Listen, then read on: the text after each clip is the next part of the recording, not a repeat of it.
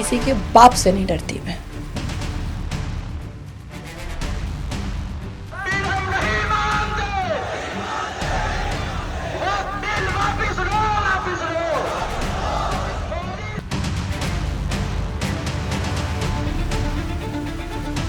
जिन्ना के इस्लाम या शरिया को मानने को बिल्कुल भी तैयार नहीं, और अगर कोई मुझसे मनवाने की कोशिश करेगा तो मैं उसका बुर्का खोलूंगी, और बस चलेगा तो लुंगी भी खोल दूंगी। मैं वो उस टाइप की महिला हूँ। यही एक पॉइंट है जहां पर मैं खुद केंद्र की सरकार पर क्वेश्चनेबल मार्क लगा रही हूँ। वक्फ संशोधन बिल से मुसलमानों को दिक्कत क्या है? ब्रिटिश के हलक में हाथ डालकर क्यों नहीं कहा कि मेरे औरंगजेब का घोड़ा यहाँ दौड़ता था, मेरे शाहजहां की मुमताज यहाँ नाचती थी, ये सब मेरा है, हमको दे दो। तब क्यों नहीं बोले थे? अरे मुगल से सीधा मोदी तो नहीं आया, या मुगल से सीधा नेहरू तो नहीं आया, उस बीच में तो ब्रिटिश रूल आया। तो तब तुम्हारी हिम्मत औकात नहीं थी, तब पिछाड़ में ताकत नहीं थी, तब कहाँ गए थे? तो आप मलाई चाटोगे, आप वहाबी को आंख दिखाओगे, आप देश की सरकार को आंख दिखाओगे, आप जस्टिस खन्ना को अपना दोस्त बनाओगे, तो हम क्या चूड़ी पहन के बैठे हैं? हम तो रुद्राक्ष पहनते हैं। कि तुम्हारा भगवान तो कच्चू कुछ भी नहीं है, जो है वो मेरा अल्लाह है बेटा, ज्यादा उड़ो मत। फाड़ने की आदत तो मुसलमानों को होती है, और अवैसी को तो ज्यादा ही होगी, क्योंकि वो रजाकारी है कि अरे मुसलमानों कहाँ सोए हो, जागो। आप मुर्शिदाबाद जाइएगा ना, वहां पर 73.9% मुसलमान है, और ये चेंजेस सिर्फ 11-12 साल में आए। तुमने पॉट के हगने वाले पॉट के सामने तुमने शिव भगवान को दौड़ा दिया, और तुम कह रहे हो कि तुम डरे हुए हो। अरे डरा हुआ तो हिंदू है। एक और बहुत इंपॉर्टेंट बात है, इसको बहुत गौर से सुनना पड़ेगा।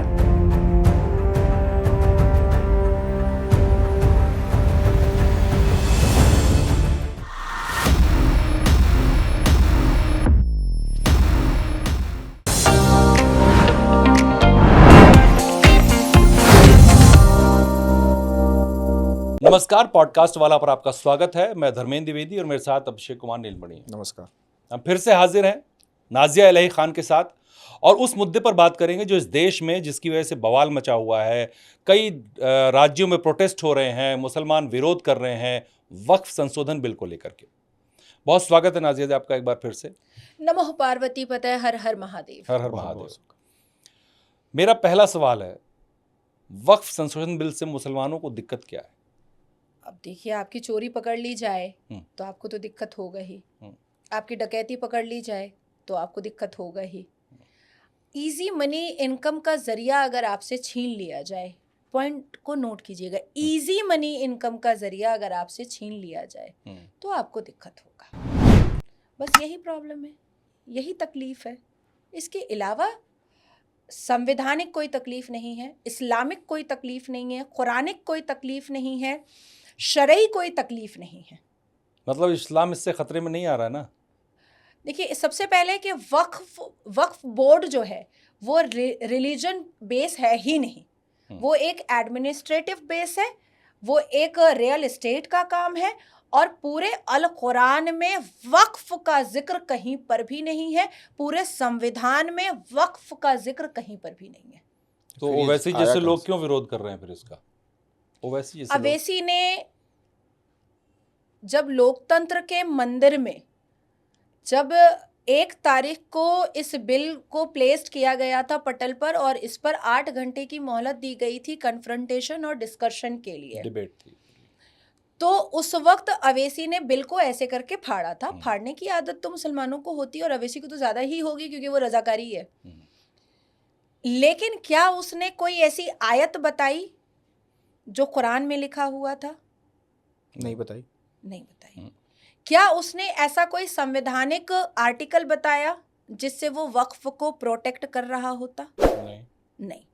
अब मैं आपको कुरान से बताने चली हूँ कि अमित शाह जी ने कुरानिक तरीके से वक्फ बोर्ड का संशोधन बिल किया है। अच्छा, कुरानिक तरीके से।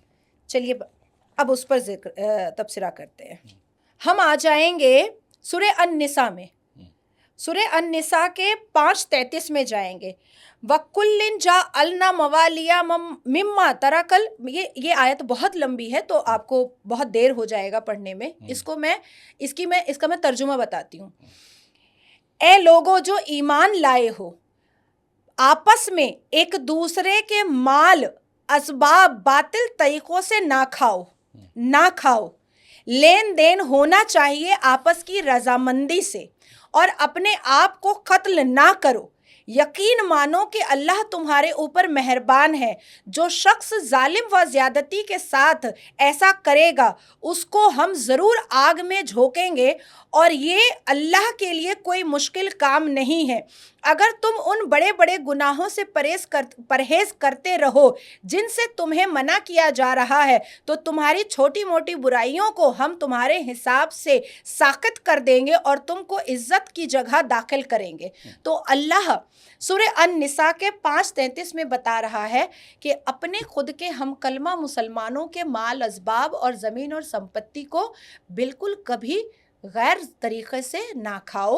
दूसरा, लेन देन ज़रूरी है पर आपस में एक दूसरे के साथ गद्दारी ना करो। ये कुरान कह रहा है। ठीक है। अब हमारे मुसलमान में 72 फ़िरका है। 72 हूर। नहीं, 72 72 फिरके का अलग कॉन्सेप्ट बहुत लंबा है ये। मैंने वही सुना इसलिए मैंने 72 हाँ, फिरके ठीक, हैं। ठीक। ये 72 हूर 72 फ़िरका, ये कॉन्सेप्ट बहुत लंबा है, चर्चा दूसरी तरफ चली जाएगी। जी। तो ये 72 फ़िरका है हमारा।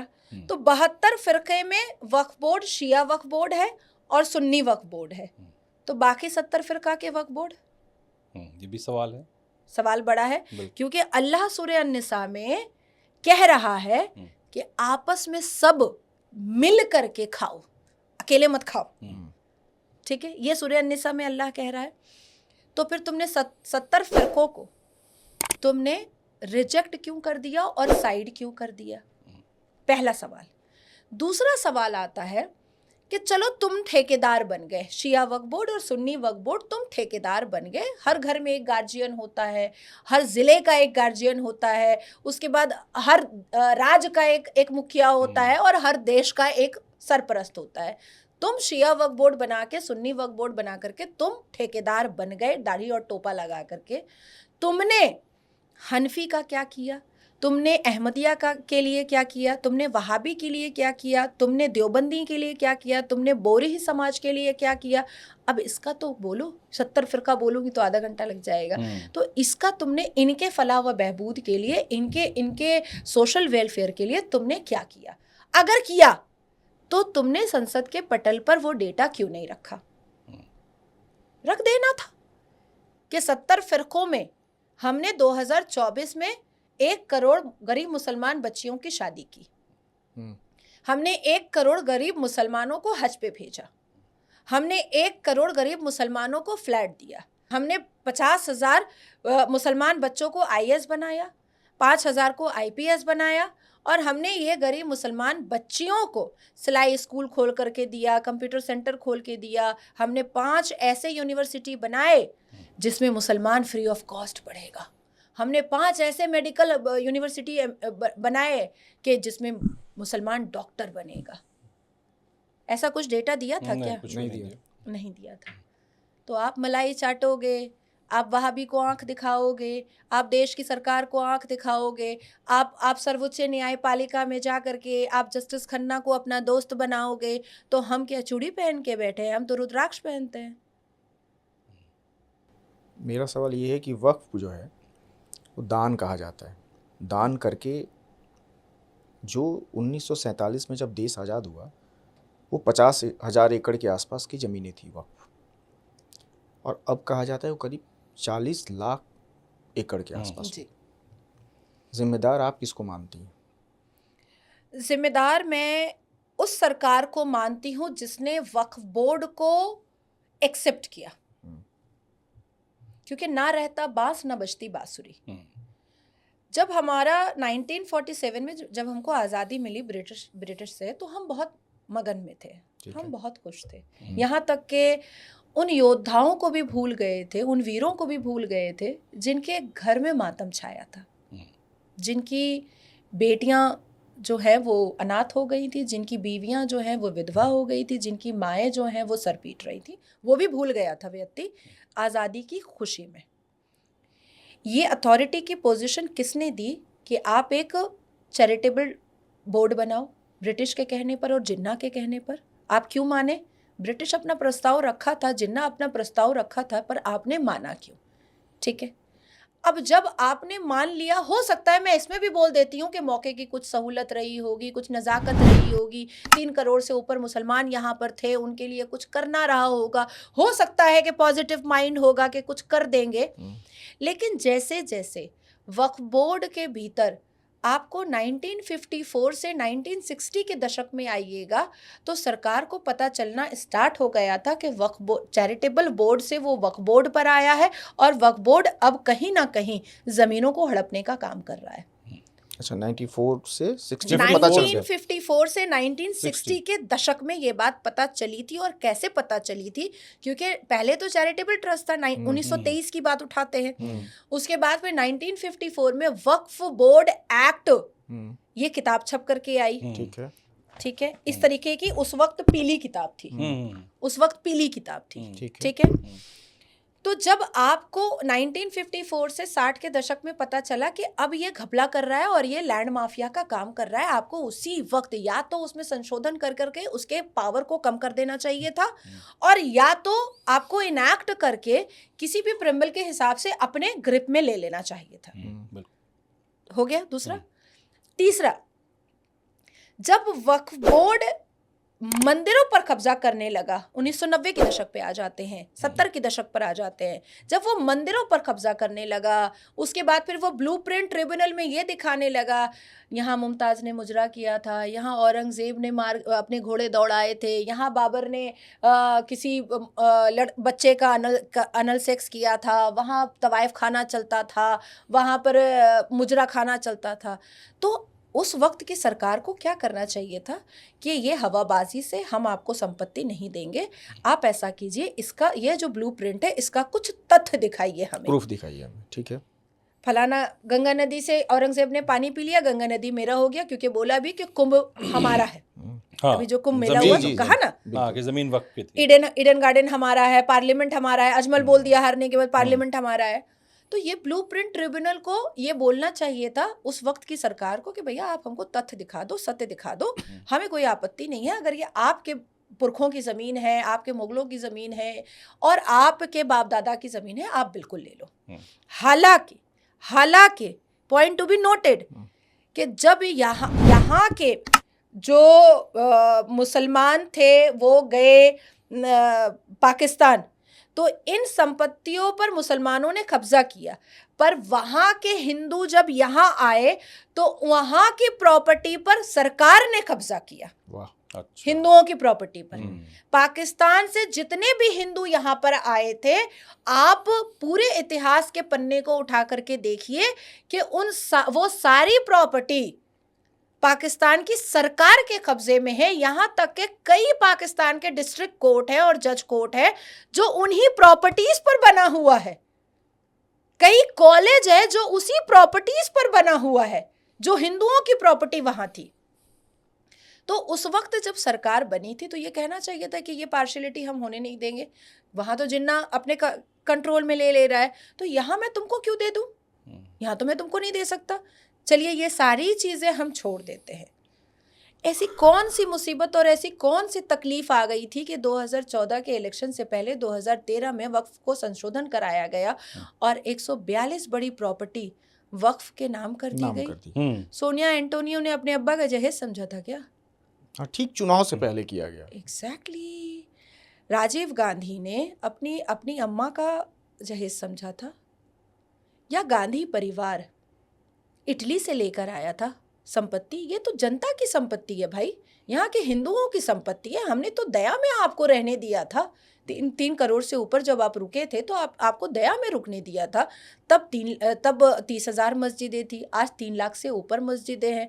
तब मुश्किल से 1500-1800 मज़ारें थी, आज 1.5 लाख से ऊपर मज़ारें हैं। आप कर क्या रहे हो भैया? आप फैलते जा रहे हो, आप फैलते जा रहे हो, और आप चाह रहे हो कि हम चुप रहें। क्यों चुप रहेंगे? उसके बाद फिर आप देखिए, अब आते हैं बहुत द वक्फ एक्ट 1995 पर आते हैं। यहाँ तक कि मेरे पास 1923 वाला चैरिटेबल ट्रस्ट वाला भी मेरे पास बुक है, पर इतनी बुक कैरी करना बहुत मुश्किल होता है। अब आते हैं वक्फ एक्ट 1995 के चैप्टर 3 के सेक्शन 12 पर, जिसमें ये लिखा हुआ है, power of central government to make rule. The central government may by notification in the official gazette make rule to carry out the purpose of this chapter। तो वक्फ एक्ट खुद सेंट्रल गवर्नमेंट को ये पावर दे रहा है कि वो notified और वो रूल बना सकते हैं अगर जरूरत पड़ी तो। फिर हल्ला क्यों? ज्यादा पढ़ने की जरूरत ही नहीं है। सेंट्रल गवर्नमेंट आपके एक्ट से आ रहा है, आपने जो एक्ट बनाया है उसी से इंटरवेंशन कर रहा है। अब महत्वपूर्ण बात, जस्टिस खन्ना से आंखों में आंखें मिला करके, कपिल सिब्बल के आंखों से आंखें मिला करके और अभिषेक मनु सिंघवी के आंखों से आंखें मिला करके मैं पूछना चाहती हूँ कि जब आप एलएलबी के स्टूडेंट थे तो ये पढ़े थे क्या? क्योंकि ये मामला कोई नया तो नहीं है ना, 1923 से स्टार्ट हुआ है। अरे 23 में नहीं पढ़े होंगे, 1954 में तो जरूर ही पढ़े होंगे। इतने भी तो पुराने हमारे कपिल सिब्बल नहीं है, age is just a number, अभी भी यंग है हमारे कपिल सिब्बल साहब। Justice Khanna, chief justice of Bharat, जो आज बड़ी बड़ी मतलब खुशफहमी से बैठ करके शरिया की बातें सुनते हैं, वक्फ एक्ट की बातें सुनते हैं, क्या ये पढ़े हैं एलएलबी के सिलेबस में? नहीं पढ़े, ये एलएलबी के सिलेबस का हिस्सा ही नहीं है। अच्छा, ये बुक एक्ट लिखा हुआ है, इसका मतलब ये नहीं है कि ये एलएलबी के सिलेबस का हिस्सा है। इसको जानबूझ करके एक्ट लिखा गया है ताकि लोगों को ये गलतफहमी हो कि इसको हर वकील पढ़ता होगा। ये किताब किसी भी एलएलबी के सिलेबस का कोई भी स्टूडेंट सिलेबस में पढ़ता ही नहीं है, ये हिस्सा ही नहीं है। ये भी जानबूझ कर किया गया, जानबूझ करके एक्ट लिखा गया है ताकि लोगों को गलतफहमी और मिसअंडरस्टैंडिंग हो कि ये कानून का ही हिस्सा है। अब देखिए, all India Muslim personal law board, क्या वो एलएलबी के सिलेबस का हिस्सा कभी रहा है या अभी है? नहीं, वो तो है नहीं। लेकिन इन्होंने लॉ बोर्ड क्यों लगाया? ताकि लोगों को मिसअंडरस्टैंडिंग क्रिएट हो कि ये तो कानून का ही हिस्सा है। एक दो नाम लिया आपने, कपिल सिब्बल और अभिषेक मनु सिंघवी। कोई भी इस तरह की चीजें, चाहे वक्फ बोर्ड हो, चाहे राम मंदिर हो, मुसलमानों के पक्ष में खड़े होके और वो लोग पैरवी करने लगते हैं, उसके पीछे कोई खास वजह है कि ऐसे ही बस, या पैसा? नहीं, पैसा तो बहुत इम्पोर्टेंट उनके लिए है ही है। और हमारे सर्वोच्च न्यायपालिका में जितने भी वकील जाते हैं, कभी पार्किंग की तरफ गौर कीजिएगा। मैंने एक वीडियो देखा था, BMW, Mercedes, range rover, Ferrari, मतलब हर वो गाड़ियां वहां पर है, फिर भी हमारा देश गरीब है। और मुसलमान तो और भी ज्यादा ही छाती ही पीट रहे हैं। पहले तो अंबानी थे, अब कटोरा आ गया है। नहीं, कपिल सिब्बल तो बलात्कारियों को बचाने का भी केस देखते हैं। अच्छा, हमारे यहाँ आरजीकर में रेसिडेंट डॉक्टर बिटिया का रेप हुआ, ब्रूटल रेप और मर्डर हुआ। हमारे कपिल सिब्बल खड़े हो गए और बलात्कारियों को बचाने के लिए सबमिशन ऐसे दे रहे थे जैसे लग रहा था अच्छा, ऐसे भावुक होकर के सबमिशन दे रहे थे कि बाद में ट्रोल हो गए, जनता ने ट्रोल कर दिया कि कपिल सिब्बल को लगता पैसे की इतनी लालच हो चुकी है कि अब वो बलात्कारियों के पक्ष में भी केस देखने लगा है और बेटियों को बेआबरू करने लगा है जो ऑलरेडी पहले से ही मर चुकी है, और वो भी बलात्कार हो करके। तो ये औकात हो चुकी है कपिल सिब्बल की। अब आपने अभिषेक मनु सिंघवी का कभी मेरे से सवाल पूछा। अभिषेक मनु सिंघवी वो व्यक्ति हैं जिसको सर्वोच्च न्यायपालिका के चीफ जस्टिस ऑफ भारत टोका करते थे कि इतनी भी फीस मत ले लीजिए अच्छा, कि जिस पर टिप्पणियां करनी पड़े। मतलब फीस बहुत लेते हैं। अब अच्छा, एक अभी मैं कहीं पढ़ रहा था धर्मेंद्र जी, आपको भी सुनने में आया होगा कि जो सांसद होते हैं या कोई भी लॉयर, कोई अगर मंथली पेमेंट लेता है तो लॉयर नहीं हो सकता, मतलब वो कोर्ट में जाके प्रैक्टिस नहीं कर सकता। फिर ये लोग कैसे कर लेते हैं और इतने सालों से? नहीं, मैं आपकी बात नहीं समझी। मंथली पेमेंट, लॉयर जो होता है, मतलब जो सैलरीड है, अगर कहीं से सैलरीड है तो वो प्रैक्टिस नहीं कर सकता। जितने सांसद हैं वो ऐसे ही हैं, बाकी लोग इस देश में भैया ऐसी बहुत सारी चीजें हो रही हैं जो नहीं होनी चाहिए। नहीं और होनी एक चीज़ और जो तुम बात के वो बात एक और कनेक्ट करता हूँ उसमें, जो बिल पास होता है और कोई सांसद है और उसने वोट किया, तो इसका मतलब उसकी सहमति, कंसेंट है, वो ही उसको बाहर चैलेंज कोर्ट में करता है, तो संवैधानिक खिलाफ है, संविधान की शपथ लेके करता है। आप वक्फ को देख लीजिए। नहीं, मैं आपको बहुत अच्छे से बताती हूँ। हमारे भारत के संविधान का आर्टिकल 254 बताता है कि अगर कोई कानून या कोई बिल लोकतंत्र के मंदिर के दोनों सभाओं से पास हो करके और प्रॉपर पीपल एक्ट के माध्यम से सलाह मशवरा करके वोटिंग के माध्यम से अगर पास होता है, तो किसी के बाप की औकात नहीं है कि उस पर जिरह कर सके या उस पर कोई और जजमेंट दे सके। ये किसी के बाप की औकात नहीं होती है। अब आती है दूसरी बात कि संशोधन हुआ क्या है, ये भी जानना जरूरी है कि भैया संशोधन हुआ क्या है। ये जानना जरूरी है, इसी पर तो इतना बवाल मचा हुआ है। हाँ, लेकिन लोगों से पता कितने लोगों को है, तो लोग समझ ही नहीं है, वो कोई बोल ही नहीं पा रहा है, जवाब ही नहीं दे पा रहा है। एक है वक्फ आल औलाद, जिसको लेकर के असदुद्दीन अवैसी छाती पीट रहा है। अब वक्फ आल औलाद है क्या? अब आप सपोज भाई साहब, आप 2 मिनट के लिए मान लीजिए कि आप मुस्लिम हैं, आपकी 5 बेटियां हैं, 1 बेटा है।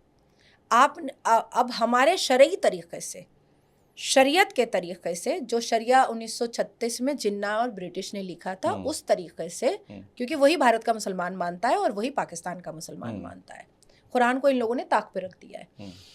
तो उस तरीक़े से अगर आपके पास 1 रुपया है, एग्जाम्पल 1 रुपया है, आप 75 पैसा अपने बेटे को दे दीजिएगा और 25 पैसा में आपकी 5 बेटी और आपकी बीवी सब निपटारा होगा। अब आपके मन में आ गया कि हम अल्लाह की बारगाह में कुछ तो देंगे, तो आपने क्या किया कि 75 पैसा आपने बेटे को दे दिया, 20 पैसा में आपने 5 बेटी और बीवी को दे दिया, 5 पैसा निकाल करके आपने वक्फ कर दिया। तो अब मेरा कहना है कि अपनी ही पैदा की हुई बेटी और अपनी ही बीवी का आप हक मार करके मस्जिदें क्यों बना रहे हो? ऐसे भी इन्होंने नमाज तो रोड पे ही पढ़ना है, चौराहे पर ही पढ़ना है, बाज़ार और दुकान और एयरपोर्ट पे ही पढ़ना है, तो काहे को हमारा हक मार रहे हो? जो कौम अपनी बेटियों को संपत्ति में हक नहीं देता, हमें सक्सेसर एक्ट के लिए ये कहना पड़ता है हमारे कौम की बेटियों को कि हम इस्लाम ही मानना छोड़ देंगे, हमको तो चाहिए संविधान के तरीके से। अभी 2024 में ऐसी जिरा हुई है, एक शिया लड़की ने किया है, सर्वोच्च न्यायपालिका का है, और उसके बाप को मानना पड़ा। वो कही हम इस्लाम छोड़ चुके हैं भैया, तो इसलिए हम आपका शरिया नहीं मानेंगे, हमको बराबरी से संवैधानिक तरीके से मेरे को मेरा हिस्सा चाहिए। और सुप्रीम कोर्ट को मानना पड़ा कि वो ठीक बोल रही है। तो जो कौम अपनी बेटी को आप उसका हक नहीं दे रही है, आप मस्जिदें बना रहे हो, आप खानकाहें बना रहे हो। तो ये बात बहुत क्रिस्टल क्लियर अमित शाह जी भाई ने संसद के पटल पर रखा कि भैया आपको वक्फ करने का मन है, करो, वक्फ आल औलाद जरूर करो, लेकिन पहले अपने घर को तो देख लो। अच्छा, एक पॉइंट हो गया। अब आते हैं वक्फ बाय यूजर, ये दूसरा पॉइंट जो बहुत चर्चित पॉइंट है। वक्फ बाय यूजर छिन जाएगा, तुम्हारी खानकाहें छिन जाएंगी, तुम्हारी मस्जिदें छिन जाएंगी, तुम्हारे करबला छिन जाएंगे, तुम्हारी मज़ारें छिन जाएंगी, तुम्हारे कब्रिस्तान छिन जाएंगे। यही बात हो रही है, यही हो रहा है, यही हो रहा है। पहला, इस कुरान के आयतों के हिसाब से जो मज़ार परस्ती करता है वो जहन्नुम का हकदार है। अच्छा, वो भी इसमें लिखा हुआ है। तो ये बरेलवी समुदाय पूरा जो मज़ारों की करता है वो जो भी करता है, XYZ जो भी फ़िरका करता है या सारे मुसलमान करते हैं, वो प्रॉफिट मोहम्मद सल्लल्लाहु अलैहि वसल्लम के पास अल्लाह सुभान ने अबू मरतहद अपने फ़रिश्ते को भेजा और कहा कि जाकर के रसूल को बताओ कि मेरी उम्मत, मेरी बनाई हुई उम्मत मेरे ही नक्शे कदम पर चलने से बेबहरा हो रही है, नहीं मान रही है और मज़ारों पर जाकर के सिजदा कर रही है। गोया अपनी उम्मत से कहो कि या तो तुम रोक दो, नहीं तो मैं सारे पक्के कब्रिस्तान और मज़ारों को तोड़ दूंगा। और फिर प्रॉफिट मोहम्मद अबू मरतहद के बगल में खड़े हो करके उन्होंने सारे पक्के कब्रिस्तान और सारे पक्के मज़ारों को तोड़वा दिया और फिर ऐलान किया कि अल्लाह के मोमिन और मोमिनात इस बात से हरगिज गुरेज ना करना और इस बात से कभी भी गाफिल ना होना कि तुम्हारा दीन और तुम्हारा ईमान और तुम्हारा सिर अगर किसी के सामने झुकेगा तो वो सिर्फ अल्लाह है, इसके अलावा कोई नहीं है। पहला ये हो गया। तो अगर मज़ारें टूट भी जा रही हैं, छिन भी जा रही हैं, तो केंद्र की सरकार चाहती है कि आप अल्लाह के मुसलमान हो जाओ, आप रसूल की उम्मत हो जाओ, आप किसी औरंगज़ेब की उम्मत मत बनो। दूसरा, वक्फ बाय यूज़र, जैसे ये स्टूडियो है, मैंने इसके मालिक को कहा कि मुझे 1 महीने के लिए दे दो, मुझे इस्तेमाल करना है। मालिक ने मुझे साइन वाइन किया, ट्रस्ट पे दे दिया। अब मैंने 50 बच्चे को बुला लिया और इसमें कुरान पढ़वाना स्टार्ट कर दिया। वो पढ़ रहा है अशहदु ला इलाहा इल्लल्लाह व अशहदु अन्ना मुहम्मदन अब्दुहु व रसूलुहु अल्हम्दुलिल्लाहि रब्बिल आलमीन। वो कुरान की तिलावत कर रहा है। 1 महीना गुजर गया। मालिक आया, नाजिया जी ये खाली कर दीजिए, अब मुझे थोड़ा ज़्यादा रेंट मिल रहा है, मैं किसी और को दूंगा। अरे पागल हो गए हो क्या? ये तो अल्लाह के लिए इस्तेमाल हो चुका, अब ये थोड़ा ही कहीं जाने वाला है, ये तो वक्फ की हो गई संपत्ति। This is called Waqf by user. अच्छा, इसीलिए सवाल उठ रहे हैं ये कि जब जमीन थी, जमीन आई कहाँ? वक्फ मतलब दान। आपको इतनी जमीनें दान में दिया कहाँ किसने? से, किसने दिया? सवाल ये भी 50,000 एकड़ से 40 लाख एकड़ एकड़ किया किसने? कहाँ किसने? से? This is called Waqf by user. इसका मतलब कब्जा हुआ है ऐसे ही। अवैध कब्जा, अवैध कब्जा। असदुद्दीन अवैसी ने अपने स्पीच में कहा था कि अरे मुसलमानों कहाँ सोए हो, जागो, अपनी उम्मत को जगाओ। 1,21,000 संपत्तियों में 1,12,000 के तो पेपर ही नहीं है, तुम दिखाओगे क्या? ये तो खुद वो बोला है, ये तो वो खुद बोला है। और आज देखिए, आयरोनिक देखिए कि जो सर्वोच्च न्यायपालिका भगवान राम के होने का सबूत का पेपर मांग रहा था, आज वही सर्वोच्च न्यायपालिका बोलता है बेचारे लोग पेपर कहाँ से लाएगा। अरे हमने तो 5,000 साल का पेपर दिखा दिया, तुम 300 साल का पेपर नहीं दिखा पा रहे हो। कुछ तो दिखा दो, घुंघरू फुंगरू दिखा दो, कुछ तो दिखा दो। औरंगजेब के घोड़े दिखा दो। हाँ, कुछ दिखा दो, कुछ घोड़े का दिखा- निशान ही दिखा दो। अब देखिए तीसरा पॉइंट कि ये लोग कह रहे हैं कि फंडामेंटल राइट हमारा छीना जा रहा है। अमित शाह और मोदी मिल करके हमारी जमीनों को हड़पने के लिए हमारा फंडामेंटल राइट छीन रहा है। अब हम आते हैं संविधान के आर्टिकल 12 से चैप्टर 3 के आर्टिकल 35। इसी में है fundamental right, religion right, freedom of speech, everything इसी में आता है। फंडामेंटल राइट का वायलेशन अकेला वक्फ बोर्ड कर रहा है। कैसे? 1500 साल की मंदिरें वक्फ की हैं। रिलीजन राइट का वायलेशन अकेला वक्फ बोर्ड कर रहा है। आप कैसे? आपका इस्लाम ही है बाबा 1450 साल पुराना, 1500 साल की मंदिर आपकी कैसे हो सकती है? तब तो औरंगजेब और शाहजहां भी नहीं आया था। कोई नहीं था, कोई नहीं आया था, इस्लाम ही नहीं था। अच्छा, अब एक और बहुत इंपॉर्टेंट बात है, इसको बहुत गौर से सुनना पड़ेगा। मुगल के जाने के बाद हमारे यहाँ ब्रिटिश ने रूल किया है, ठीक है? ठीक है। तो जब ब्रिटिश ने रूल कर लिया और ब्रिटिश पूरे भारत को अपने कब्जे में ले लिया, तो तुमको बताया कौन कब कि घोड़ा दौड़ा कहाँ था? दौड़ा कहाँ था? मुमताज नाची कहाँ थी? ये तुमको बताया कब, कौन, कैसे? और तुम्हारे पिछाड़ में अगर इतनी ताकत थी, सर सैयद तो तब भी था जब जूते पॉलिश किया करता था ब्रिटिश के। तो उस वक्त तुमने ब्रिटिश के हलक में हाथ डालकर क्यों नहीं कहा कि मेरे औरंगजेब का घोड़ा यहाँ दौड़ता था, मेरे शाहजहां की मुमताज यहाँ नाचती थी, ये सब मेरा है, हमको दे दो? तब क्यों नहीं बोले थे? अरे मुगल से सीधा मोदी तो नहीं आया नहीं। या मुगल से सीधा नेहरू तो नहीं आया, उस बीच में तो ब्रिटिश रूल आया। तो तब तुम्हारी हिम्मत औकात नहीं थी, तब पिछाड़ में ताकत नहीं थी, तब कहाँ गए थे? अब आते हैं 2 हिंदुओं पर कि कमेटी में क्यों रखा जाए। बहुत बुरी बात है भाई। हाँ, कह रहे हैं कि उसमें हिंदू का क्या काम है। बहुत बुरी बात है। पर बुरी कैसे? आप ही कहते हैं गंगा जमनी तहजीब है, हिंदू मुस्लिम भाई भाई हैं। आज खुद से एक्सेप्ट कर लिया कि कितनी नफरत है आपको हिंदुओं से। ये हुई भावुक बात। अब आते हैं टेक्निकल और लीगैलिटी पर, क्योंकि जस्टिस खन्ना भी कह रहे हैं कि नहीं आप कैसे रखिएगा, क्या आप अपने मंदिरों में रखिएगा मुसलमानों को? बिल्कुल, हाँ, ये भी कहा गया। सही बात है। तो फिर कपिल सिब्बल ने इस्लाम कब कबूल किया, जो वक्फ बोर्ड के संशोधन बिल के खिलाफ कपिल सिब्बल को अपॉइंट किया गया और अभिषेक मनु सिंघवी को अपॉइंट किया गया। इन दोनों वकीलों ने कब इस्लाम कबूल कर लिया? जिस वक्फ बोर्ड के रेवेन्यू के पैसे से वक्फ बोर्ड के ठेकेदार 2 अच्छा वकील नहीं बना पाए, दाना बीना अक्लमंद वकील नहीं बना पाए, वो इतने बड़े रियल एस्टेट लैंड माफिया का एडमिनिस्ट्रेशन और अकाउंटेबिलिटी क्या संभालेगा? सच्चर कमीशन की रिपोर्ट है कि मुसलमान शिक्षा में दलितों से भी नीचे है। हाँ। तो आप कलेक्टर लेकर आओगे कहाँ से? कम 5,000 कलेक्टर की ज़रूरत है 28 राज्यों में, वो आप लेकर आओगे कहाँ से? आपके पास तो आपके पक्ष में लड़ने के लिए 2 मुसलमान वकील नहीं है, आपको हिंदू वकील पर ही निर्भर होना पड़ा। हो गई ये वाली बात भी क्लियर। अब आते हैं, अरे वो तो 2013 में ही हो चुका था कि मुसलमान बेटियों को भी वक्फ बोर्ड की कमेटी में मेंबर रखा जाएगा।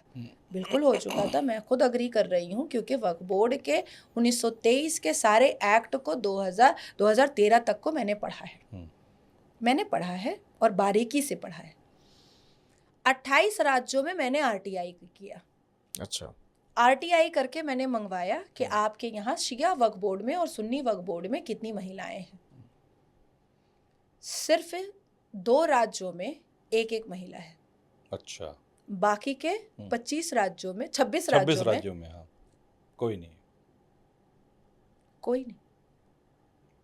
है ही नहीं। अब आते हैं सूरह अल बकरा पे। कुरान का सूरह अल बकरा ये कह रहा है कि अल्लाह सुभान की नज़रों में मर्द और औरत दोनों यकसा हैं, दोनों इक्वल हैं, दोनों बराबर हैं। मर्द और औरत में हमने कोई ऊंच नीच नहीं रखी है। गोया मेरे बनाए हुए सभी मोमिन और मोमिनात और अशरफुल मखलूकात को मैं ये पैगाम देता हूँ कि औरत को निचला दर्जा और मर्दों को ऊंचा दर्जा ऐसे किसी नज़र से अल्लाह नहीं देखता, तो तुम भी ना देखो। ये तो आप बिल्कुल उल्टी बात बता रही हैं। इस्लाम में तो बराबरी का हक है ही नहीं है महिलाओं कहीं भी। नहीं, ये इसमें है लिखा हुआ। तो ये किसने इसकी व्याख्या कर दी? ये तो शरिया पे चल रहे हैं जिन्ना वाले। अच्छा, तो उसे भी तो किसी इस्लामिक विद्वान से बनवाया गया। वो तो जिन्ना ने लिखा था, विद्वान ही थे वो तो बहुत महान विद्वान था, सुअर खाने वाला मुसलमान था। हाँ। लौंडियाबाजी वाला मुसलमान था। तो अमित शाह जी भाई ने मुसलमान बेटियों को हक दिया कि भाई अकाउंटेबिलिटी पूरी होगी, एक्सरे पूरा होगा, अल्ट्रासाउंड पूरा होगा, और देश का प्रत्येक नागरिक RTI जैसे सरकार को करता है, राज्य की सरकार को करता है, एडमिनिस्ट्रेशन डिपार्टमेंट को करता है, और हम जवाब देने के लिए स्टेट पब्लिक इंफॉर्मेशन ऑफिसर एकदम बाउंड है। उसी तरीके से आप RTI कोई भी करेगा, सवाल कोई भी करेगा, जवाब देना पड़ेगा, उसके दायरे में आएंगे आप, जवाब देना पड़ेगा, एक्सरे में आ जाएगा। तो क्या गलत है? हाँ, जानकारी देने में क्या दिक्कत हो रही है? नहीं, जानकारी नहीं, और जो चीज़ें बंटवारा है या परिवार को देना है, तो मुसलमानों के हक की बात है, अच्छी बात है। तो इसमें क्या प्रॉब्लम है? अब प्रॉब्लम यहाँ पर आती है कि मुख्तार अंसारी जब मरा था, मर गया मरदूद जिसका फातिहा ना दुरूद, तो उसके 3 वेयर हाउस और 2 बंगलों पर बुलडोजर चला था, बुलडोजर एक्शन हुआ था। जब बुलडोजर एक्शन हुआ तब पता चला कि सारी संपत्ति शिया वक्फ बोर्ड की हड़पी हुई थी। अच्छा, गूगल सर्च कर लीजिए, केस नंबर भी मिल जाएगा। अब इसके तह में और जाते हैं, जिसमें एक सबसे बड़ा वेयर हाउस जब टूटा था तो मुख्तार अंसारी ने सोनिया गांधी की कोई दूर की बहन ने शिया वक्फ बोर्ड से हड़पा था, और सोनिया गांधी की उस दूर की बहन से मुख्तार अंसारी ने हड़पा था। सोनिया गांधी की बहन दूर की बहन से हड़पा था। तो सोनिया गांधी की बहन इटली से यहाँ कैसे आ गई? अरे इनकी संपत्ति 2G स्कैम, मारुति स्कैम के लिए इनके बहुत सारे रिश्तेदार यहाँ पर हैं। जैसे नेहरू के गुलाब बहुत घरों में खिले हैं, उसी तरीके से सोनिया के रिश्तेदार भी यहाँ पर बहुत सारे हैं, संपत्तियों को हड़पने के लिए और स्कैम को चलाने के लिए। अब देखिए, उत्तर प्रदेश में संजय गांधी का एक दोस्त है जो कांग्रेस का पूर्व विधायक भी है। मैं उसका नाम इसलिए नहीं लूंगी क्योंकि मैंने उसके ऊपर केस किया हुआ है, तो मीडिया ट्रायल नहीं करना है मुझे। उसने उत्तर प्रदेश के उस गांव में 200 बीघा जमीन सुन्नी वक्फ बोर्ड का हड़प लिया। ठीक है, सुन्नी, और उस पर उसने रिजॉर्ट बना दिया। 200 बीघा जी, और उसने उस पर रिजॉर्ट बना दिया। सुन्नी वक्फ बोर्ड ने तकरीबन 4 बार उसको नोटिस भेजा है कि आप आकर के इसकी अकाउंटेबिलिटी बताइए। वो कह रहा तेरे बाप का, तेरी माँ का, तेरी औकात है? मैं संजय गांधी का दोस्त, मेरा बाप संजय गांधी का दोस्त था, तेरी औकात है कि तू आकर के मुझसे अकाउंटेबिलिटी ले लेगा? अब सबसे इम्पोर्टेंट बात कि क्यों डर रहा है अवैसी, या क्यों डर रहा है नमाजवादी पार्टी, या जो कोई भी डर रहा है वो क्यों डर रहा है, लेकिन नेता क्यों डर रहे हैं, ये बहुत बड़ा महत्वपूर्ण सवाल है। ये सारी तो डकैती खुलेगी, साथ में ये खुल जाएगा नजूल प्रॉपर्टी पर वक्फ बोर्ड ने कब्जा किया हुआ है। अब नजूल प्रॉपर्टी किसकी आती है? आप लोगों की आती है, हिंदुओं की आती है, आपके योद्धाओं की आती है, आपके महाराजाओं की आती है, आपके राजाओं की आती है, आपके मराठों की आती है। अब उसके पन्ने जो खुलेंगे तो फिर भैया काट कूट लूट पाट मारपीट होगा। तो ये लोगों के पास जवाब नहीं है, इसलिए ये लोग कभी शाहीन बाग की धमकी देते हैं, कभी सिविल वॉर की धमकी देते हैं, कभी करबला का मैदान बनाने की धमकी देते हैं। तो मैंने कहा है एक नेशनल न्यूज़ चैनल पर, मैंने कहा कि करबला का मैदान गवाह है कि मुसलमान ने मुसलमान को मारा था, और अभी गवाह है कि मुसलमान 2 फिरका 70 फिरकों का हक काटने को खड़ा है। बात तो हमेशा 2 फिरकों की हो रही है, 70 हमेशा 2 ही होती है, शिया और सुन्नी, और किसकी बात होती है और किसी की तो बात? आप सोचिए कि केंद्र की सरकार ने कितने खूबसूरत तरीके से संविधान को सामने रख करके, कुरान को सामने रख करके, इस्लाम को सामने रख करके सब पूरे 72 फिरकों का भला करने की कोशिश की है। चिल्ला वो रहा है जो चोर है। मुर्शिदाबाद आप गई, वहाँ बहुत विरोध प्रदर्शन है वक्फ को लेकर। अच्छा, वक्त पर मैं एक बहुत और भी महत्वपूर्ण बात बता देती हूँ। ये जो 75 मोर और लेस 75 पिटिशन जो फाइल हुआ है संशोधन बिल के खिलाफ, इसमें कोई भी साधारण नागरिक नहीं फाइल नहीं किया है। अच्छा, सारी विपक्षी दल की पार्टियों ने फाइल किया है। तो अगर दर्द वक्फ बोर्ड संशोधन बिल के खिलाफ अगर साधारण नागरिक को होता तो कम से कम 10 याचिका उनकी भी फाइल होती, जो नहीं हुई है। जो आई हैं सब न सब विपक्षियों की हैं। सब विपक्षी दल पार्टियों की आई है। मुर्शिदाबाद में तो कहा जा रहा है कि आम जनता प्रोटेस्ट कर रही, बहुत खराब स्थिति। आप गई हैं वहाँ पर, क्या है? बिल्कुल। मैं बनगांव का दौरा किया, मैंने आसनसोल और कुल्टी का दौरा किया, मैंने बशीरहाट का दौरा किया, हाड़वा का दौरा किया, और साथ साथ ये सारे एरिया जो हैं ये बांग्लादेश बॉर्डर से जुड़े हुए हैं। और मैंने मुर्शिदाबाद मालदा का भी दौरा किया। जो परिस्थिति है और जो हालात है, कहने को सिर्फ भारत का अंग है और कहने को संवैधानिक राज है, पर वो कंप्लीटली शरिया इम्प्लीमेंट हो चुका है वहाँ पर। हाँ, अब इसकी पंक्तियां खोलती हूँ मैं, बहुत मज़ेदार है। लोगों ने ध्यान नहीं दिया, हालांकि मैंने अपना काम किया है। और बंगाली लैंग्वेज भी एक्चुअली ऐसा है ना कि बहुत बड़े बड़े कांड हो जाते हैं और जुबान की वजह से जो है वो बाहर नहीं आ पाता है ना, लैंग्वेज की वजह से। 2021 में विधानसभा इलेक्शन हुआ था।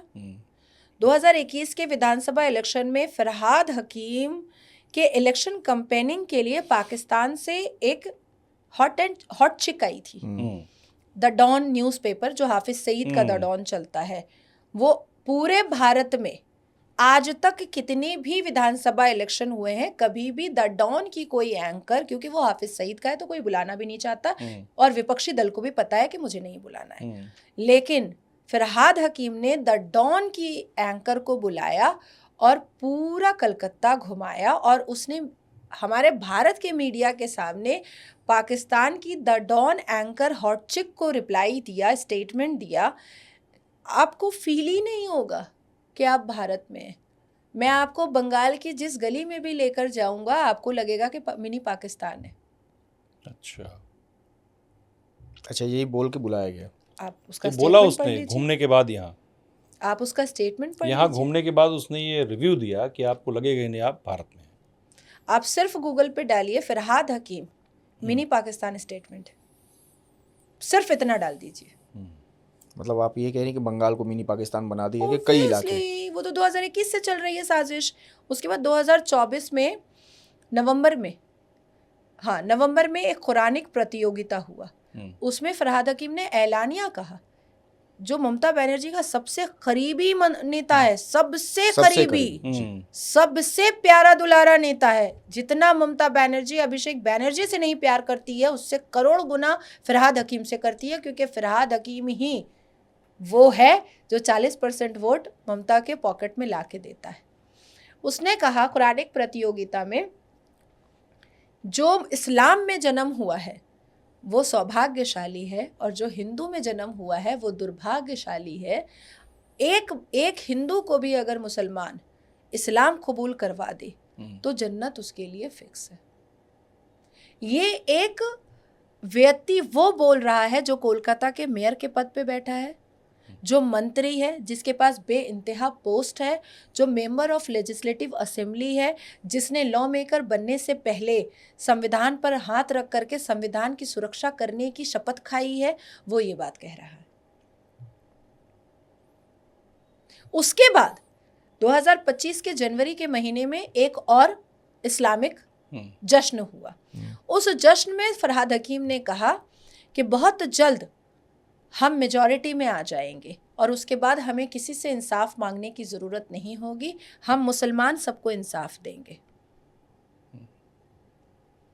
तब ये सारी समस्या का जड़ जो है वो कहाँ है, कहाँ से शुरू हुआ, कैसे कोई 40%, कोई 30%, किसी किसी इलाके में तो 60%। हाँ, अरे आप मुर्शिदाबाद जाइएगा ना, वहाँ पर 73.9% मुसलमान है, और ये चेंजेस सिर्फ 11-12 साल में आए हैं। तो ये डेमोग्राफी तो जानबूझ के चेंज की गई ना, बदली गई है ना।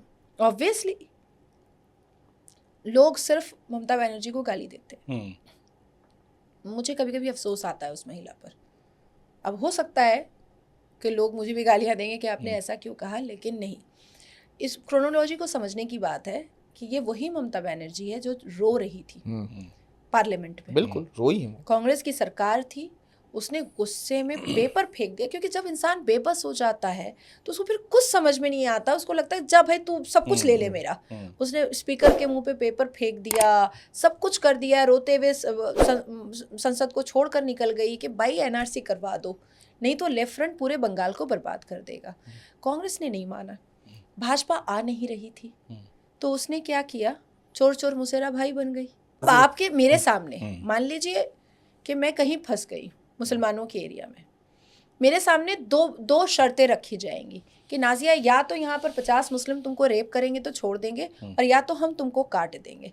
जिसको अपनी ज़िंदगी से मोहब्बत होगी वो क्या बोलेगी कि कर लो रेप, ज़िंदगी छोड़ दो, मेरी ज़िंदगी बख्श दो। ममता ने वही किया, हाथ जोड़ लिया बांग्लादेशी घुसपैठियों से, वही किया। अब हालात ऐसे आ चुके हैं कि कभी भी फरहाद हकीम जो मोहम्मद यूनुस 2.0 है, वो कभी भी जमात इस्लामी, हिफाजतुल इस्लाम, जैश ए मोहम्मद के साथ मिल करके वो पूरा बांग्लादेश 2.0 का दृश्य दोहरा सकता है, और ममता को भागना पड़ेगा। ये चैलेंज है मेरा, क्योंकि मैं वहाँ रहती हूँ और मुझे बहुत अफसोस है उस महिला पे कि जब मुसलमान शेख हसीना के इनर गारमेंट को उड़ा सकता है, तो वो तो ब्राह्मण खुद को अभी भी बोलती है, उसका क्या हाल होगा। इसके लिए जिम्मेदार आप किसको मानती हैं? क्योंकि आप जो बोल रही हैं वर्ड बांग्लादेश घुसपैठी है, घुसपैठ किया उन्होंने, बॉर्डर क्रॉस किया, बॉर्डर पे भी एसएफ होता है। ये इसको भी खोल देती हूँ मैं, ये सवाल मैं भी करने वाला, ये जिम्मेदारी तो बॉर्डर की घुसपैठ तो किसका? मोदी सरकार की है ना, इसको भी मैं खोल, अमित शाह जी की है, इसको भी मैं खोल देती हूँ। 2024 में सुनारपुर में सद्दाम सरदार का एक टीएमसी नेता का घर था। अचानक से किसी को कुछ शक हुआ, मैं नाम नहीं लूंगी किसने इतनी दूर तक बात ले गया, क्योंकि बहुत ही डीप जानकारी मैं आपको दे रही हूँ। सेंट्रल की टीम पहुंच गई, लोकल पुलिस को लेकर पहुंची, कैमरा लेकर पहुंची, सद्दाम सरदार के पूरे घर को देखा, सद्दाम सरदार के रूम में गया, बेडरूम को में एंटर किया, बहुत खूबसूरत और लाविश बेडरूम, बेड हटाया, सुरंग पाया पूरा बांग्लादेश तक। बांग्लादेश तक सुरंग थी जी, वो भी आप गूगल में सर्च कर लीजिए, ठीक है। बांग्लादेश तक सुरंग। ऐसी कितनी सुरंगें होंगी, ऐसे कितने खुफिया रास्ते होंगे, ऐसे कितने खुफिया तरीके होंगे उनको बुलाने के लिए। अब मैं बीएसएफ पे भी आऊंगी। वन साइडेड बात करना सही नहीं होता है। बिल्कुल। अगर ममता बनर्जी को ऐसा एहसास है कि ये घुसपैठिया उनकी वजह से नहीं आया है, बीएसएफ लेकर के आ रहा है, आपने कभी भी सर्वोच्च न्यायपालिका को क्यों नहीं बताया कि यहाँ पर आप इंक्वायरी अपने लेवल पर करवाइए? जब जस्टिस वर्मा की इंक्वायरी सुप्रीम कोर्ट करवा सकता है तो फिर बीएसएफ की इंक्वायरी सुप्रीम कोर्ट क्यों नहीं करवा सकता है? कितनी याचिकाएं गई हैं सर्वोच्च न्यायपालिका में बीएसएफ के अगेंस्ट में ममता की तरफ से? आप सरकार पे कुछ नहीं बोल रही हैं, केंद्र की सरकार पे। अरे बाबा, मैं तो कटघरे में खड़ा कर रही हूँ, मैं तो सर्वोच्च न्यायपालिका में जवाबदेही बनवा रही हूँ सरकार को। अब आती है तीसरी बात, मैं तो बीएसएफ को बोल रही हूँ कि आप उसको जेल ले जाओ, मारो पीटो, लेकिन आप केस तो करो बीएसएफ के खिलाफ। आप केस ही नहीं करोगे और आप चीखते रहोगे तो उसको तो मान्यता नहीं दी जाएगी। अब वो घुसपैठिया आ गया, चाहे वो सद्दाम सरदार जैसे सुरंग से आया, चाहे वो बीएसएफ की वजह से आया, किसी भी वजह से आया, उसके पास आधार कार्ड और वोटर आईडी कार्ड कैसे आया? भ्रष्टाचार से। उसका नेक्सस है पूरा वहाँ पर बंगाल में। कैसे आया? भ्रष्टाचार से। 2,000 रुपये, 5,000 रुपये। अच्छा, ये सबसे, अब कोई व्यक्ति, मैं उसका आपको सिस्टम बताती हूँ कि क्या होता है। ये लोग रहते हैं गुलशन कॉलोनी, मजदूरपाड़ा, खालपाड़ा और आपका अभिषेक बैनर्जी के क्षेत्र में, डायमंड हार्बर, साउथ 24 परगना और हावड़ा ग्रामीण में। ये पहले छुपते वहाँ हैं, छुप करके मजदूरपाड़ा, खालपाड़ा, गुलशन कॉलोनी और कस्बा कॉन्स्टिट्यूएंसी में सबसे ज़्यादा बांग्लादेशी घुसपैठिया रहता है और डायमंड हार्बर में सबसे ज़्यादा रहता है। जावेद अहमद खान अपने ग्रैंडफादर का नाम बताता है पर ग्रेटेस्ट ग्रैंडफादर का नाम नहीं बताता है, क्योंकि वो पाकिस्तानी घुसपैठिया है। उसके ऊपर मैंने कलकत्ता हाईकोर्ट में केस भी करके रखा है। वो आज कंटेम्प्ट ऑफ कोर्ट हो चुका है उसके ऊपर, लेकिन वो आज तक अपने ग्रेटेस्ट ग्रैंडफादर का नाम नहीं बता रहा है, क्योंकि सरकार ममता की है, इसलिए वो सेफ हो जा रहा है।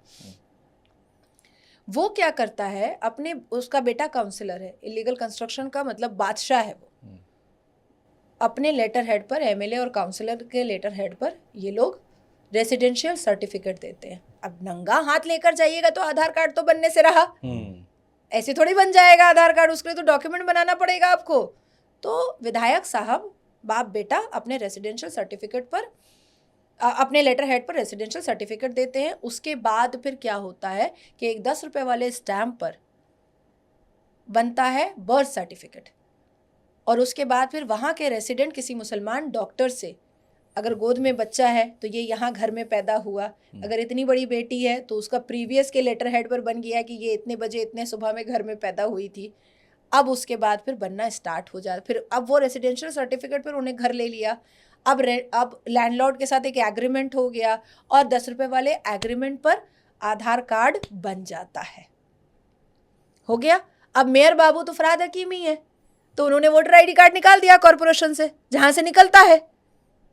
मतलब सारी चीज़ों के लिए बंगाल की सरकार जो है, ममता बनर्जी की सरकार है, वही जिम्मेदार। तो आप मुझे बताइए, आप मुझे काउंटर क्वेश्चन कीजिए, मैं उसका भी जवाब दूंगी। नहीं, मैं काउंटर क्वेश्चन ये है कि जैसे आपके पास ये जानकारियां हैं तो क्या? नहीं, सिर्फ मेरे पास नहीं है, बहुत लोगों के पास है। नहीं, और इसको हम जैसे कई वकीलों ने, हम लोगों ने कलकत्ता हाई कोर्ट में सबमिट किया। और इसका और एक आपको एग्जांपल दे देती हूँ कि 2024 के मार्च के महीने में गुलशन कॉलोनी से 7 बांग्लादेशी घुसपैठिया पकड़ाए थे।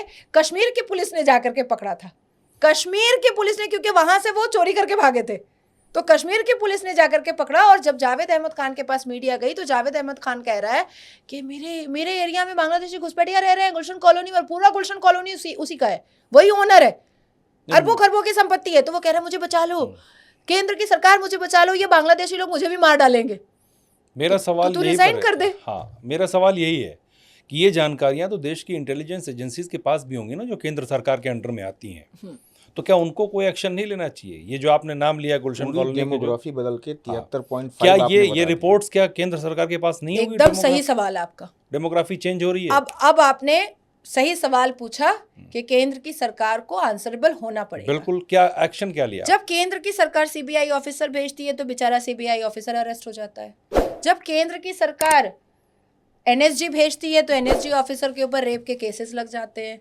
जब केंद्र की सरकार सीआईएसएफ, बीएसएफ और सेना भेजती है तो अब तक 19 सेनाओं पर मॉलेस्टेशन और बलात्कार के केस लग चुके हैं। उसके बाद केंद्र की सरकार जब एनआईए ऑफिसर्स भेजती है तो उसको मार कूट करके, मारने पीटने से लेकर के नेशनल न्यूज़ चैनल के ड्राइवर और कैमरामैन को भी मार फोड़ करके हॉस्पिटलाइज कर दिया जाता है। यहाँ तक के नेशनल न्यूज़ के रिपोर्टर को अरेस्ट करके 11-11 दिन जेल में रखा जाता है। केंद्र की सरकार जब एनआरसी करवाने के लिए मांगती है तो ममता बनर्जी कहती हैं का छी छी का छी छी, करते देवो ना। यही जावेद अहमद खान जिसके क्षेत्र से बांग्लादेशी घुसपैठिया अरेस्ट होते हैं हर महीने, उसी ने एनआरसी ना हो उसके लिए पाक सर्कस मैदान में 1 साल प्रदर्शन किया था। 1 साल प्रदर्शन किया था। तो अब आप मुझे बताइए कि ये ऐसा नहीं है कि केंद्र की सरकार करना नहीं चाहती है। अब सीबीआई ऑफिसर गया, अरेस्ट हो गया, अब उसी को निपटाते निपटाते 2 महीना गुजर गया। आपको पता है हमारे पश्चिम बंगाल जो है उनके गवर्नर के ऊपर मॉलेस्टेशन के केस है, और ममता बनर्जी खड़े होकर के एलानिया अपने प्रेस कॉन्फ्रेंस में कहती है आमी ओके इज्जत देवो ना, वो तो बलात्कारी। मतलब इसका मतलब होता है कि मैं उस गवर्नर को इज्जत नहीं दूंगी, वो तो लौंडियाबाजी करता है। आपने जितनी वजह गिनाई, सीबीआई का अरेस्ट हो गया, पत्रकार अरेस्ट हो गए, गवर्नर ये हैं, तो इसका मतलब क्या केंद्र सरकार कुछ नहीं करेगी? डेमोग्राफी बदलती रहेगी बंगाल की? नहीं करेगी, और करना चाहिए। नहीं करेगी तो हम लोगों को फिर बहुत आवाज़ उठानी पड़ेगी। कब तक हम लोग कोर्ट के चक्कर काटते रहेंगे, जूता घिसते रहेंगे, पसीने से शराबोर होते रहेंगे? केंद्र की सरकार को करना ये चाहिए कि राष्ट्रपति शासन लगाना चाहिए। और डिले क्यों कर रही है केंद्र की सरकार? तो 11 साल वही जब हम मर जाएंगे तब। अभी जो हिंदुओं का जेनोसाइड हुआ, भाई भगवान की प्रतिमा बनाता है इसलिए घर से निकाल के काट दिया, तुलसी माला पहनता है इसलिए आंख नोच लिया, बोलता है शाखा पौला उतारो, सिंदूर उतारो और मंगलसूत्र उतारो, नहीं तो और मेरे साथ आकर के सेक्स करो, नहीं तो तुम्हारे पति को काट देंगे। जब आदरणीय प्रधानमंत्री बोलते हैं कि तुम्हारे मंगलसूत्र छीन लिए जाएंगे तो कुछ पत्रकार उनको ट्रोल करते हैं, और जब वही मंगलसूत्र उतारने की बात कही जाती है तब वो पत्रकार गांजा पी लेते हैं क्या? तो केंद्र, अगर इतनी बड़ी प्रॉब्लम है, ये डेमोग्राफी चेंज हो रही है, जो आप हालात बता रही हैं उसके मुताबिक तो बॉर्डर एरिया तो ऑलमोस्ट पूरा पट गया है उससे, तो आने वाले टाइम में तो ये बहुत ज़्यादा बढ़ेगी। और तो क्या केंद्र सरकार को इमीडिएट एक्शन की ज़रूरत नहीं लगती है आपको कि तुरंत आज की डेट में अभी तुरंत इमीडिएट? देखिए मेरा तो ऐसा कहना है कि अभी इसी वक्त 2 लोग बैठे प्रेस कॉन्फ्रेंस कहें और कहें कि देश के 2 राज्यों में राष्ट्रपति शासन लग चुका, मैं तो जाकर के हनुमान मंदिर में जाकर के नारियल फोड़ूं आज शाम में।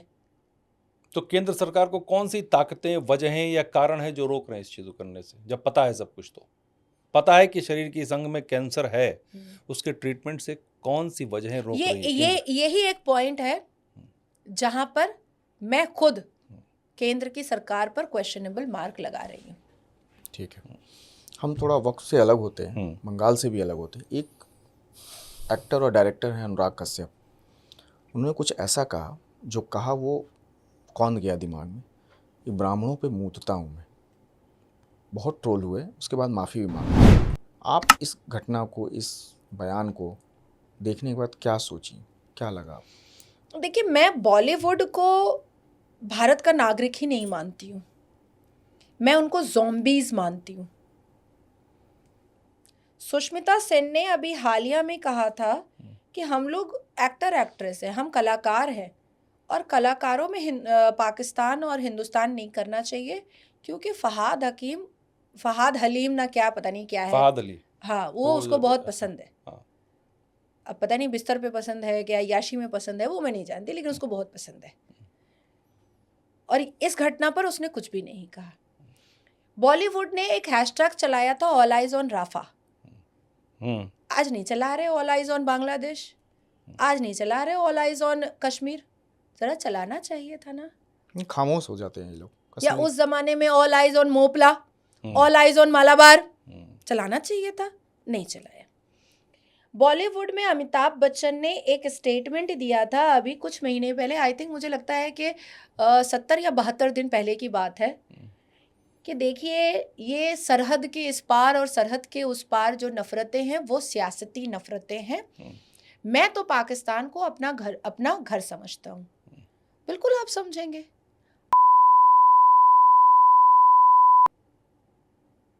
आपकी शक्ल नेहरू से मिलती है, आपका उठान बैठान, आपका हाइट, सब कुछ नेहरू से मिलता। और वो एक्सीडेंटल हिंदू था, आप भी एक्सीडेंटल हिंदू हैं। आपको पाकिस्तान अच्छा लग सकता है, चले जाइए आप पाकिस्तान। क्या पाकिस्तान की तारीफ करने वाला अमिताभ बच्चन 28 हिंदुओं की मौत पर कुछ बोला? नहीं बोला। अब आते हैं आमिर खान पर। अभी इस बुढ़ापे में सारे दिया बुझ गए होंगे, लेकिन चुल खत्म नहीं हुआ है। जज्बे वाली कौम है, गुप्त अंग में भी बहुत जज्बा रहता है। तीसरी छमिया लेके घूम रहा है, और तीसरी भी हिंदू। मतलब मुसलमान बेटियां जो है वो इन लोगों की नज़र में गटर है, कचड़ा है। मुसलमान बेटियां पसंद नहीं आती। तीसरी हिंदू। दूसरी बीवी के साथ बैठ करके ऐलानिया कहा था कि मैं भारत में डर रहा हूँ। कहा था। तो डर रहे हो तो चले जाओ ना, जहां जहां मन है वहां जाओ। I am not talking about only Pakistan. If you feel square, just भीड़ कम, जस्ट गो। फिर तुम यहीं पर लाल सिंह चड्ढा लाते हो, फिर तुम यहीं पर बेटा को लॉन्च करते हो। तुम तो डरे हुए थे, तो तुमने बेटा को कैसे लॉन्च कर दिया भैया? तुमने पीके बना के यहीं पे कमा ली। तुमने पीके बना करके एक पान के पत्ते से, चूना और कत्था से तुमने शिव भगवान बना दिया। तुमने पॉट के हगने वाले पॉट के सामने तुमने शिव भगवान को दौड़ा दिया, और तुम कह रहे हो कि तुम डरे हुए हो। अरे डरा हुआ तो हिंदू है, जो अपने मेहनत और पसीने की कमाई को जा करके फिल्म हॉल में दिखाता है, और तुमको लैविश लाइफ दे रहा है, और तुम ही कह रहे हो कि हम डरे हुए। अब आते हैं सलमान खान पर। सलमान खान बहुत बाप रे बाप, सल्लू भाई, जल्लू भाई। सलमान खान किसको मदद करता है? सना खान, जो तारिक जमील की स्लीपर सेल है, पाकिस्तान के अच्छा आतंकवादी तारिक जमील की। और सना खान ने वो मुफ्ती से शादी करने के बाद अपने पहले बेटे का नाम जूनियर तारिक जमील रखा है। तारिक जमील जो मौलवी है वहाँ का, पाकिस्तान वाला, हाँ समझ गया। जूनियर तारिक जमील रखा है अपने बेटे का नाम, बड़े बेटे का नाम। और कल तक चड्डियां पहन करके उछल रही थी सना खान, और अब देखिए, लो बाप रे बाप, 900 चूहा खा करके बिल्ली चली गई हज करने के लिए। अब सिखा रही है। और इस्लाम कौन सिखा रहा है? दुनिया भर का फिलर्स, दुनिया भर का बुटॉक्स, दुनिया भर का मेकअप कर करके ऐसे करके जुब्बा बांध लिया और इस्लाम सिखा रही है। भैया ये मेकअप करने इस्लाम कब बोला? ये मेकअप करने तो इस्लाम बोला ही नहीं है। ये फिलर्स भरने से तो इस्लाम फिर तो वही तो खत्म हो गया, केमिकल लेने से। किसको समर्थन करता है सलमान खान? मनोवर फारूकी। और कब किया? जब वो डोंगरी में मर रहा था तब नहीं किया, जब वो धारावी में बर्तन मांज रहा था तब नहीं किया, जब उसने भगवान राम और सीता मैया को गालियां परोसा, गालियां, टिप्पणी नहीं, गालियां परोसा, तब फिर सलमान खान ने उसको अपने हत्थे लिया और फिर उसकी जिंदगी खूबसूरत बना दी। सलमान खान हर उस एक्ट्रेस को आगे बढ़ाता है जो मुसलमान बॉयफ्रेंड बनाती है और फिर मुसलमान से शादी कर लेती है। अब वो रीचा चड्ढा हो, जफर से शादी कर ली, या कोई भी हो, इस टाइप की लड़कियों को ग्रैब करता है, हिंदू लड़कियों को, और मुसलमान लौंडे और एक्टर से शादी करवाता है। अभी सलमान खान को समझ में आ गया था, ईद में मूवी आ रही थी उसकी, इसी ईद में, मैं 31 मार्च की बात कर रही हूँ। साला मुसलमान तो देखेगा सिर्फ मूवी, तो मेरी पिक्चर तो हिट होगी नहीं। और ये लोग तो घटिया वाला हॉल में जाएगा, बड़े बड़े हॉल में तो जाएगा नहीं, और हॉल में कुछ खाता भी नहीं है मुसलमान, सामने का सीट लेता है। क्या किया जाए कि हिंदू देखे मूवी? सलमान खान ने क्या किया, एक ऑरेंज पट्टे की घड़ी पहनी, भगवान राम, हनुमान जी और राम मंदिर, और उसके बाद ऐसे करके फ़ोटो खींच लिया, बन गया न्यूज़ बन गया। हमारे भी मुल्ला मौलवी को पैसा आ गया होगा थैला में, उन्होंने फतवा जारी कर दिया। अब न्यूज़ बने तो कैसे बने? तो फतवा आएगा तब ना न्यूज़ बनेगा। मौलवी मुल्ला भाई, थैला आया, पैसा आया, सलमान भाई भेजे, और सल्लू भाई भेजे, हो गया। अब लोग चिल्ला रहे हैं, अरे उसने पहन लिया तो क्या हुआ, ये तो बहुत अच्छी बात है, गंगा जमनी तहजीब है। अरे भाई सब प्लान्ड, ये तो प्लान्ड है। उसको अपनी पिक्चर चलानी थी, पहले क्यों नहीं पहना? पिक्चर लगने से 2 दिन पहले क्यों पहना? वो तो आपके इमोशन के साथ खेल रहा था। अच्छा, फिर भी फिल्म जबरदस्त पिट गई। सिकंदर जो आई थी, हाँ जबरदस्त पिट गई। लेकिन कुछ लिब्रांडो हिंदू गए देखने के लिए, लेकिन फिल्म ही इतनी बेकार थी।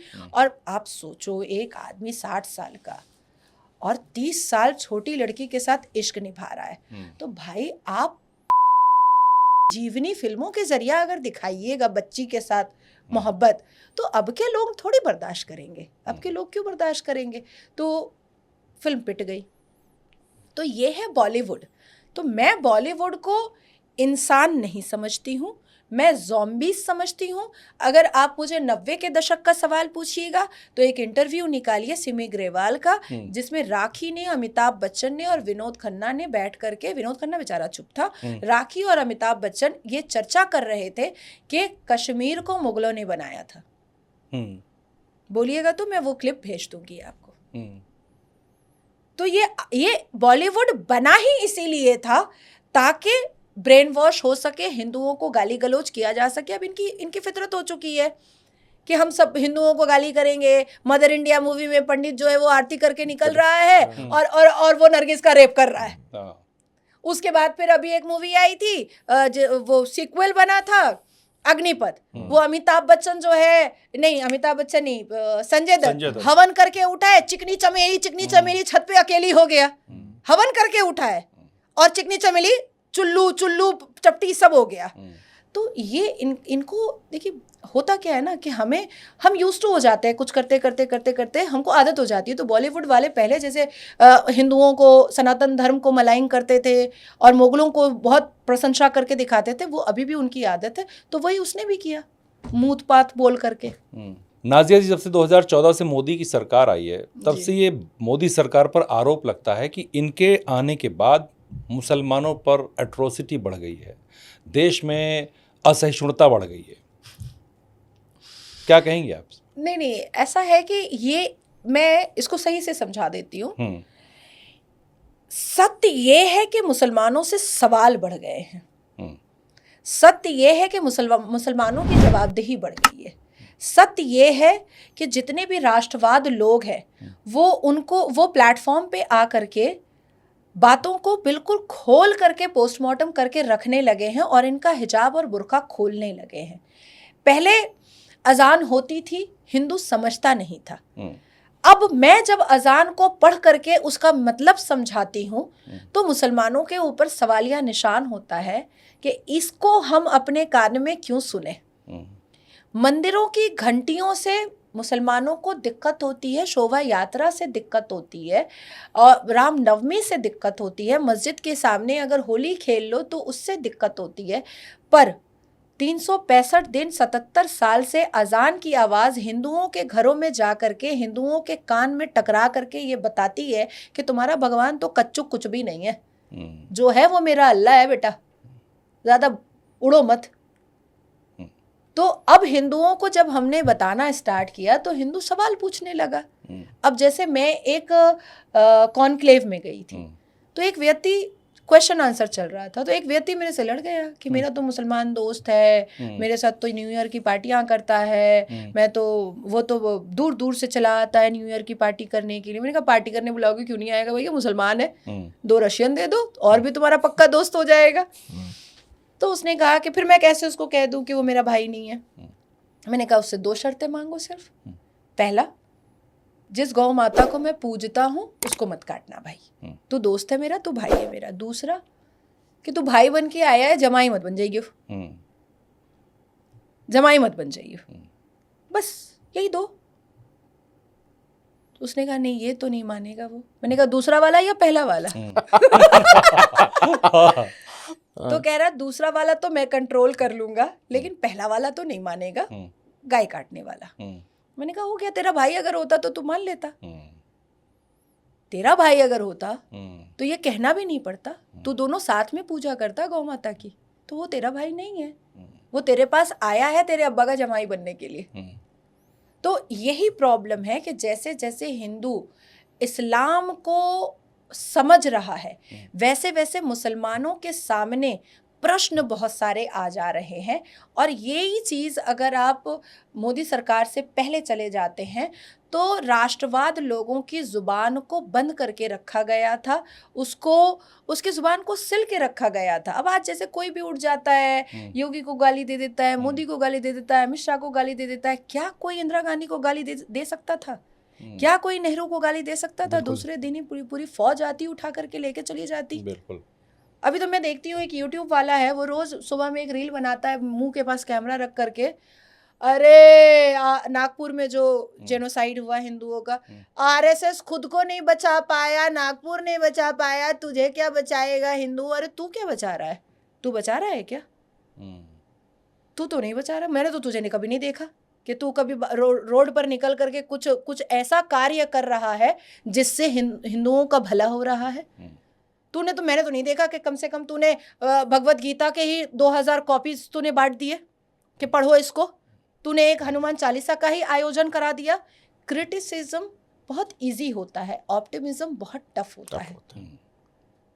आप मुझे अपनी सीट पर बैठाइए, मैं सवाल नहीं कर पाऊंगी।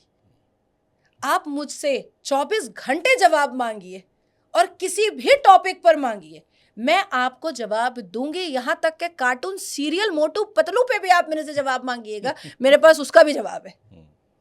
मेरा सवाल आखिरी है जी। आपका नाम नाजिया इलाही खान है जी। मुल्ला मौलवी के खिलाफ आप इतना बोलती हैं, पहली आपको डर नहीं लगता?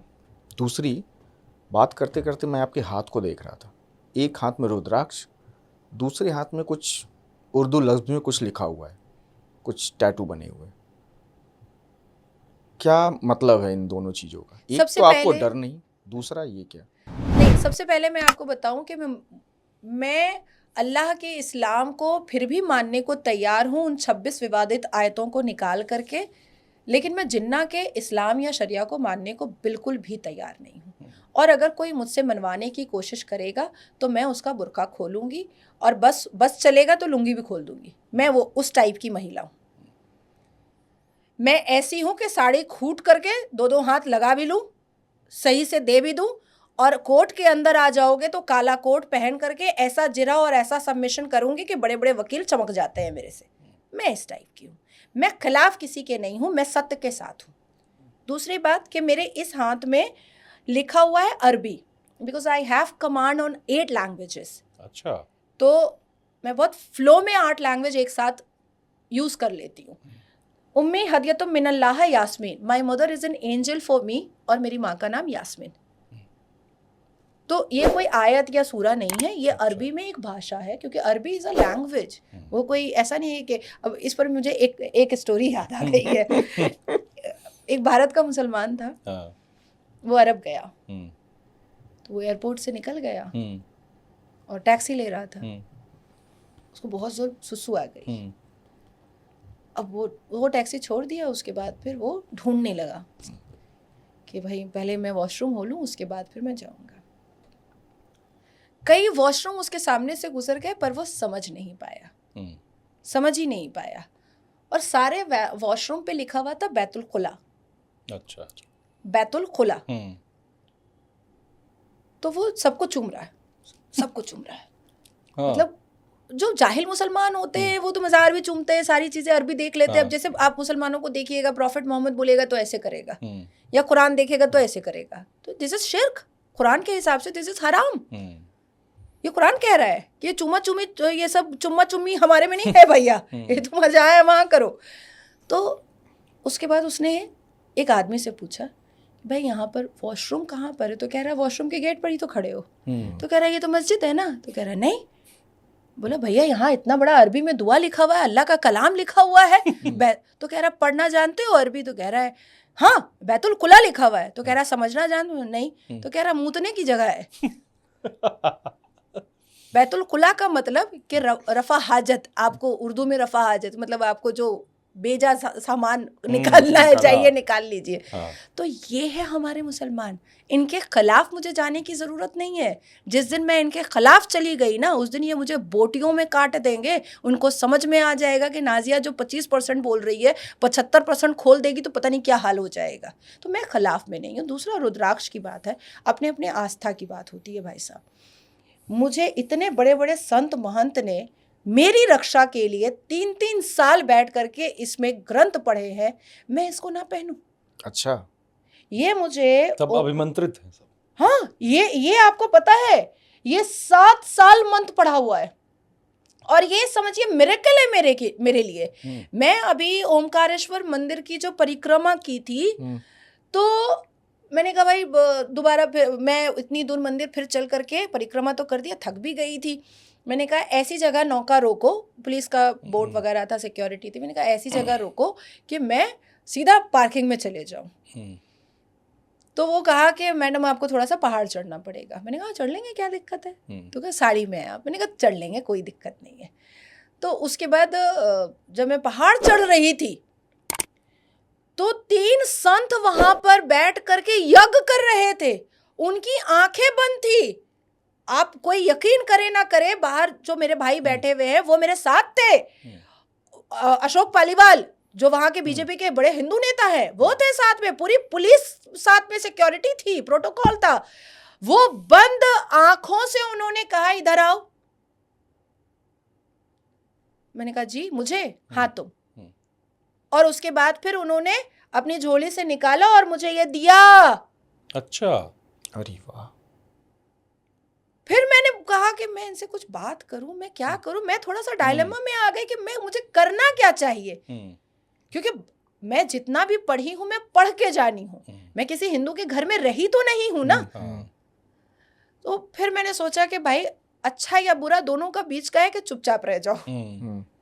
तो फिर मैं चुप से आ गई। उसके बाद फिर जब मैं गाड़ी में बैठी तो मुझे जब लोगों ने कहा कि अच्छा हुआ कि तुमने कुछ बोला नहीं नाजिया, क्योंकि वो तो मंत्र पढ़ रहे थे, वो तो यज्ञ कर रहे थे, और उस बीच में उन्होंने तुमको पहनाया और अच्छा हुआ आप निकल गई वहां पर से।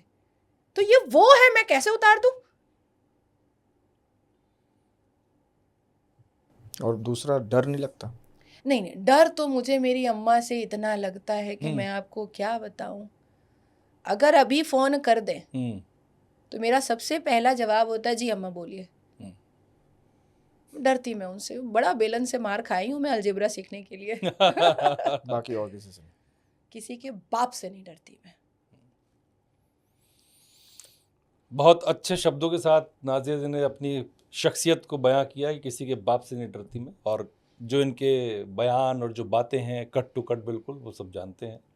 बहुत अच्छा लगा। वाणी बहुत प्रखर वाणी है। बहुत अच्छी है, और जो बोलती हैं आप सच बोलती हैं। मैं मानता हूं कि इंसान के ज़ुबान और दिल में जो होना चाहिए वही ज़ुबान पे होना चाहिए, फ़र्क नहीं होना चाहिए, और आप उसको शायद फॉलो करती हैं। बहुत अच्छा लगा आपसे बात करके, आपने टाइम दिया, बहुत धन्यवाद आपका, शुक्रिया।